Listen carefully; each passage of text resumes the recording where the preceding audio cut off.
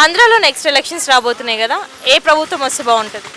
మళ్ళీ ఖచ్చితంగా జగన్ వస్తేనే బాగుంటుంది అనుకుంటున్నాను. ఎందుకని జగనే అనుకుంటున్నారు? ఎందుకంటే దానికి ఆన్సర్ ఏం లేదు మేడం. తను మనకేం లాభం లేదు కానీ తను చేసిన విధానాలు కొన్ని నచ్చినాయి అంతే. సో ఈ 5 సంవత్సరాల్లో ఏం నచ్చింది మీకు? ఒకప్పుడు పింఛన్ కావాలంటే చాలా ఇబ్బంది పడేవాళ్ళు ముసలి వాళ్ళు.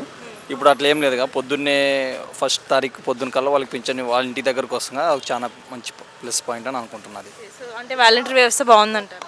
వాలంటరీ వ్యవస్థ గురించి కాదు, అంటే అది ఒక ప్లాన్ బాగుంది.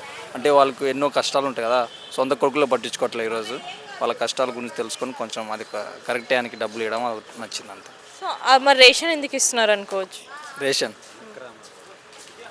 రేషన్ అంటే అందరూ కొనుక్కోలేరు కదా మేడం, ఒకరికి సోర్స్ ఆఫ్ ఇన్కమ్ డిఫరెంట్. ఇంటి వద్దకే వచ్చి ఇవ్వడం బాగుందంటారు.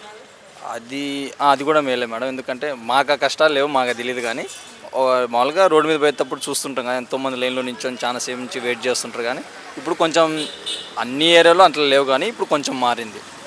అంటే జనాలని సోమరిపోతులు చేస్తున్నట్టు అవుతుంది అంటున్నారు కదా.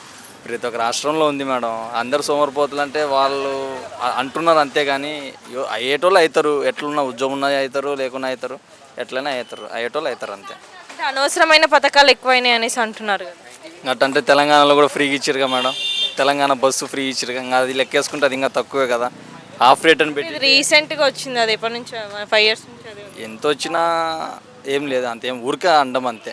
మళ్ళీ అన్నోళ్ళే మళ్ళీ రేపు వాళ్ళే ఓటేస్తారు. మద్యపానం నిషేధం చేస్తాను చేయలేకపోయారు కదా. అది ఇంకా చేస్తే రాష్ట్రం ఉండదు కదా మేడం, ఎక్కడ అది అందరు తెలిసిందే. హామీ ఇచ్చిర్రు అంటే ఓట్ల కోసం కాదు అన్నారు, అంటే మందు రేటు పెంచినామని మా అనుకుంటారు. కానీ అది కూడా జరగలేదు, అంగా తాగుతూనే ఉంటారు.